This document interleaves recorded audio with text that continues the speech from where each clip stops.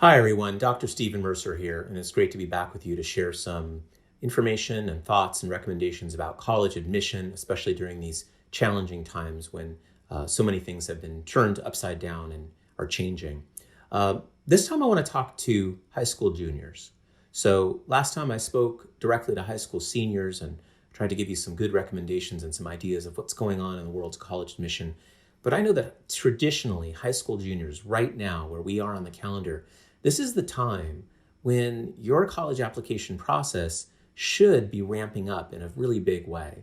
And because of the canceled tests, canceled college visits, stay-at-home orders, different schools, with your high schools being remote, if they are, there's just a lot of upheaval. So I want to spend some time today talking to you, high school juniors.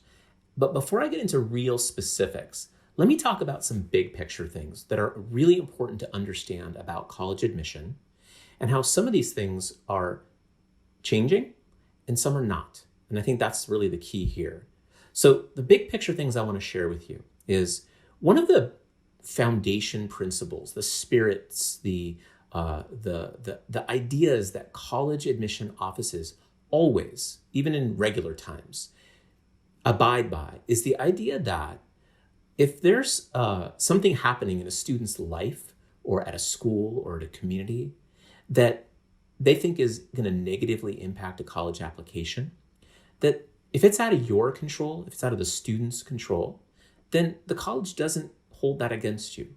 That colleges and universities in the United States have a pretty understanding approach to circumstances, the context of your school, your state, your family, your life circumstances. So one of the simple ways that comes across is, for example, if you go to a high school that doesn't offer a lot of honors courses, or traditionally a lot of times students are looking at advanced placement, AP classes.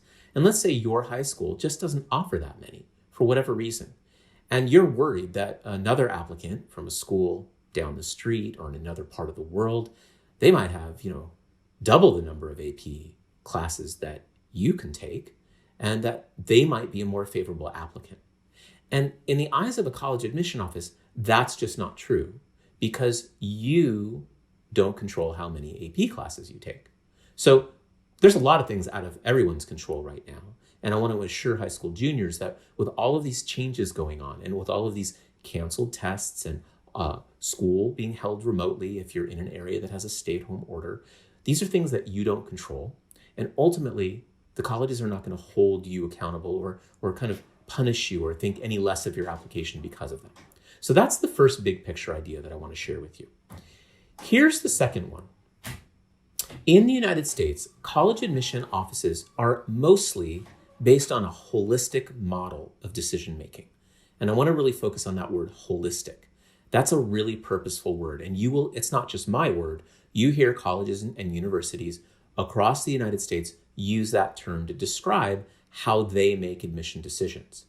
Now, it's not how all universities and colleges make their admission decisions. There are some that make their admission decisions based on an index, and that's primarily your grades and often test scores such as the SAT or ACT. And that's it. It's just objective information that they use to calculate in some way. It's not just a straightforward way often. And that's how admission decisions are made at schools that use an index. But the majority of universities in the United States use what's called a holistic model. And that means they look at grades and test scores. They look at how many honors courses you've taken.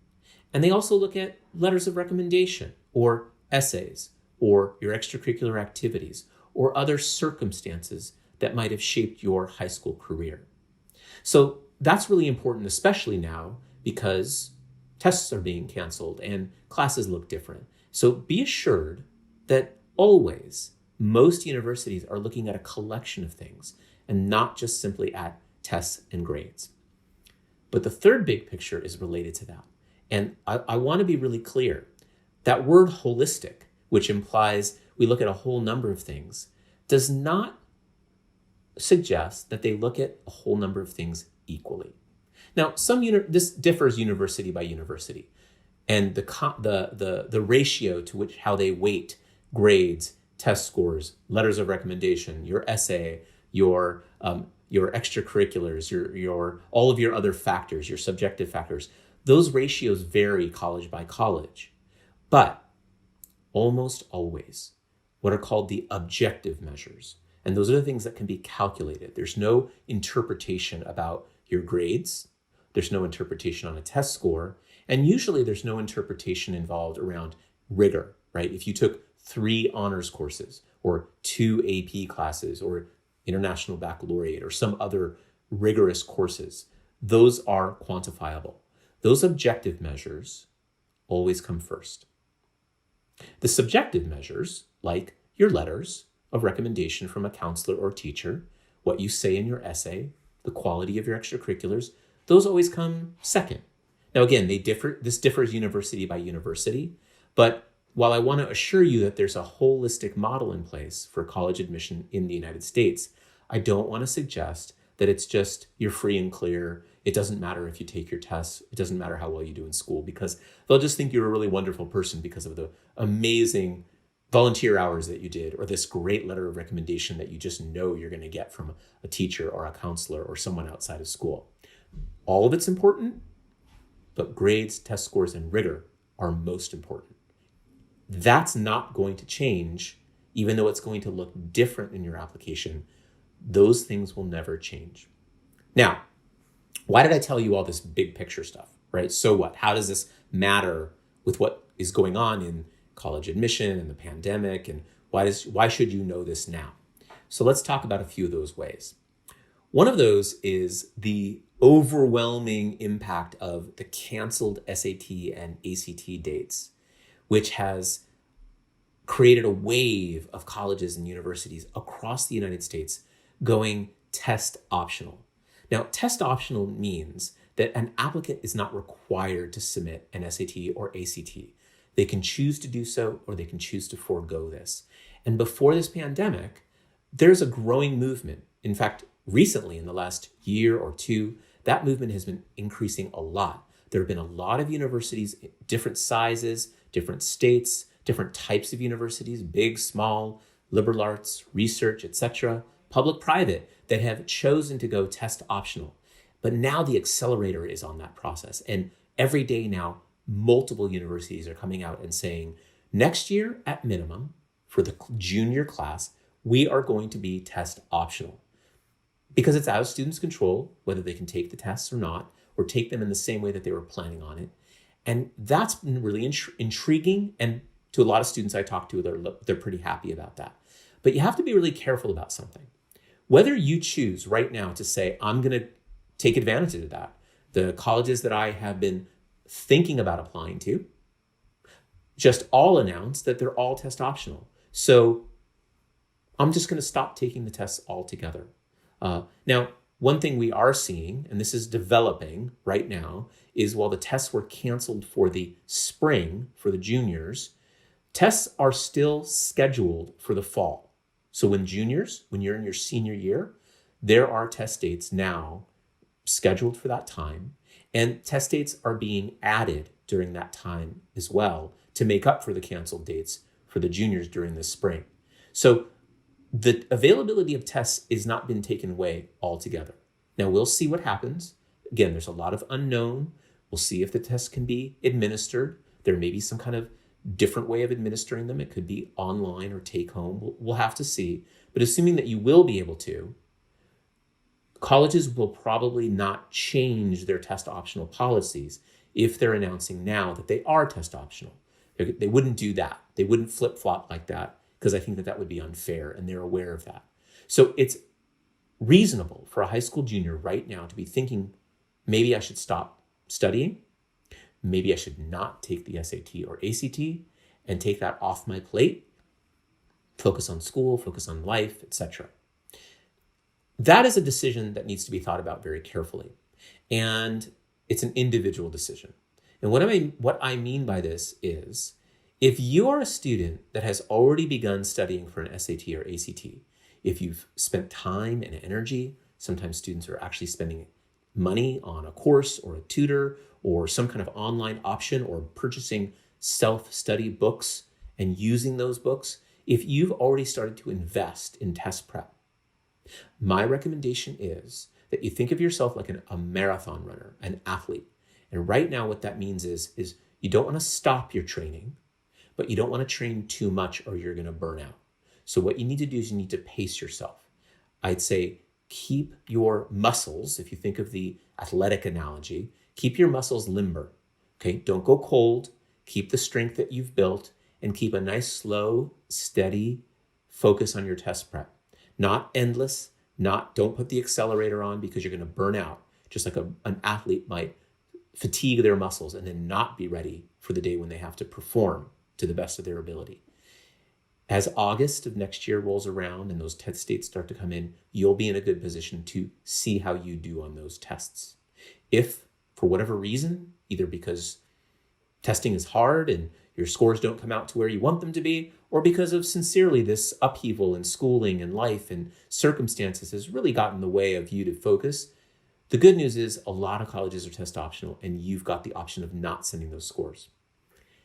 If you're a student that has not started the process, and if you're particularly nervous, shy, stressed out, really nervous, you don't think of yourself as a good test taker, it may be a good idea to just pause and wait and see what happens in the fall. Wait to see which colleges you are actually going to apply to, because by then your list should be tightened up and you should have a good idea of where you're going to apply to. And then you can make a decision about whether you want to take advantage of one of the SAT or ACT test dates in the fall. And if you're still feeling anxiety, if you're still feeling like your test score is not going to be a particularly strong part of your application, then it might be a good idea for you to just forego taking the SATs at all and taking advantage of the test optional policies of a lot of these colleges. So the overall recommendation is if you're going to test well, it's going to help. If you're nervous, pause and wait and see, okay? Now, as I had mentioned last time, high school seniors are thinking a lot about finishing up the school year. In classes at school right now, they look really different than they did just last semester. And juniors, you're in the same boat. But if you're at a school that's going through a process where they're grading differently, where they've given you the option of having pass-fail in your classes instead of letter grades, or if they're not giving you that option, if your school is doing pass-fail in lieu of grading you in the traditional way, how is that going to impact what you send off to colleges, right? Because remember what I said, it's holistic admission, but grades, test scores, rigor, that always comes first, always. So how is that going to change your admission decision? Well, I mentioned to you that colleges aren't going to hold that against you. Multiple universities across the United States have come out and said in writing on their websites and other ways, we are perfectly comfortable with every applicant who applies submitting their grades as pass-fail. We will accept that. So if you needed to earn credit for a certain English class or math class or foreign language or whatever it is, and you've completed that course this semester with a pass, that universities are announcing, not across the board, but many are telling students clearly now, we will accept that to give you credit for that class. Now here's the rub. If you have a choice about whether you take pass-fail, my recommendation is that you choose to take grades.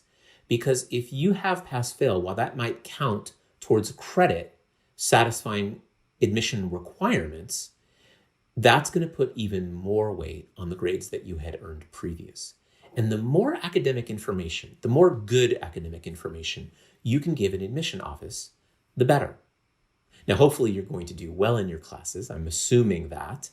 And that may be a wrong assumption because right now things are challenging and it's difficult to focus and students are getting used to online learning. Teachers are getting used to online learning in many places. This isn't business as usual. So if you're getting traditional letter grades, they might be lower. I would encourage you to do your best and try to keep your grades strong.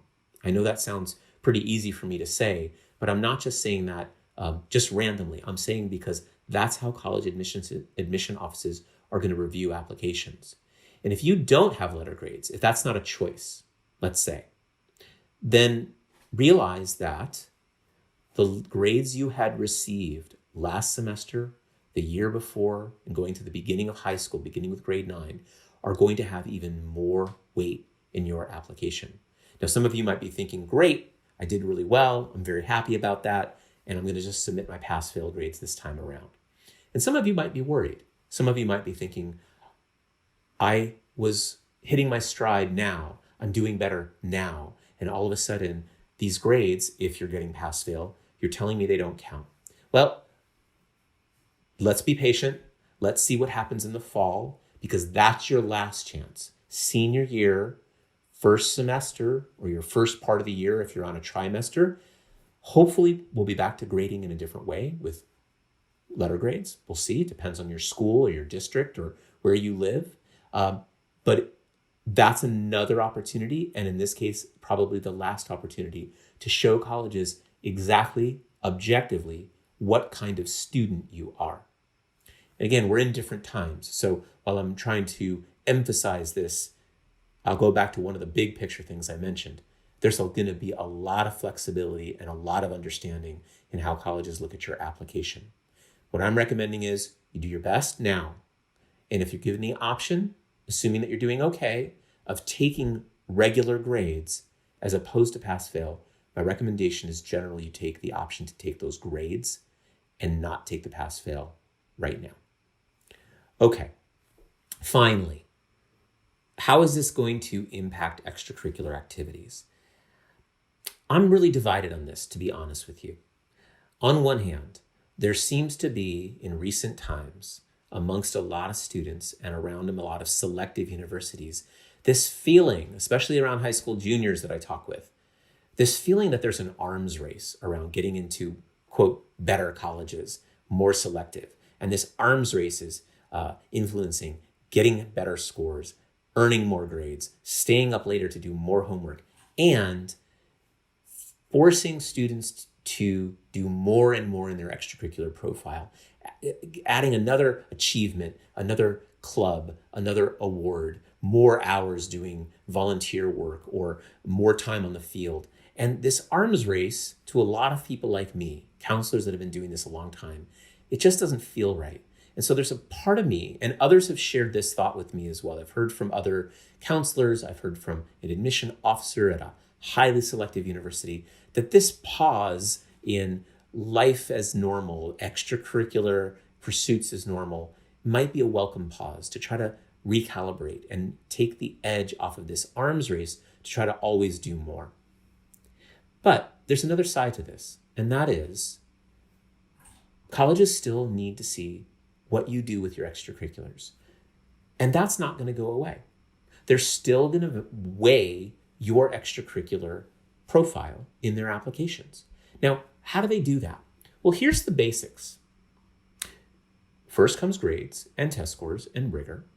And then once you've met your obligations to being a student, because for all intents and purposes, for most high school students, that's your first responsibility, right? School, family, friends, right? Those are probably your top priorities. And in the eyes of most colleges, the top priority is school, probably tied with your obligations to being a good member of your family, right? Once you've met your obligation to school, homework is done for the day or for the week, colleges then just ask the question, what do you do with your time? They don't have any expectation what you should be doing. They just want to know, what do you choose to do? So if you say to a college under normal circumstances, well, I like to watch TV, that might be an honest answer, but that's not really a particularly impressive use of free time, right? If you happen to say, I play an instrument, or I like to volunteer my time, or I'm involved in clubs, or I like to play sports, or I like to do a whole number of other things, those are all great choices. Once you establish what you're doing with your time after your obligation to school, then it's a matter of, well, how good are you at it? Do you show growth? Do you stick with it over time? Do you challenge yourself? And what is that challenge like? Are you really good at something that's just particularly easy? Or do you choosing to do something that's hard and over time you get better and better at it? These are all the subjective parts of the evaluation of your application. Here's the challenge in this time during the coronavirus, when most students have stay-at-home orders, when it's hard to be a part of a club. Team practices have stopped altogether for most part. Any place you might be doing an internship or things you might be involved with at school, like a newspaper or being something involved in a lab, or kind of competitions that you're involved with of all various sorts are all canceled or all on hold. And what do you do to show colleges what you've got and that you're a great contributor to your interests and your passion and your community? How do you do that? I don't really know the exact answer, but here's what I do know. And I'm going to borrow a term from psychology. And this term, sometimes people hear it and kind of cringe because it sounds like a little bit of a cliche. But I think it's really apropos here. And that is, colleges expect students at any time, whether it's non-pandemic time or now, in their extracurriculars to demonstrate what's called a growth mindset, right?